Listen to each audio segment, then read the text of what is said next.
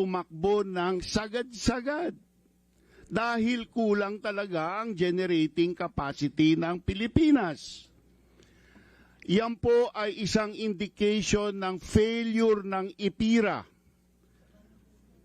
Hindi po nag-i-invest on a timely basis ang pribadong sektor. Bakit? Dahil kung kulang po ang kuryente, mas mataas po ang presyo, mas malaki po ang kita. So, ayaw harapin ng DOE yung katotohanan na yan.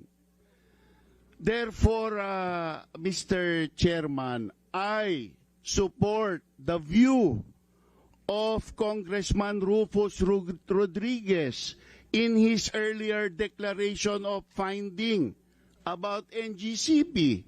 Wala pong kasalanan ang NGCP pero madaling sisihin ang NGCP.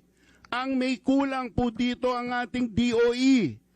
Palpak po ang kanilang policy, ang kanilang Philippine Energy Plan is dreaming.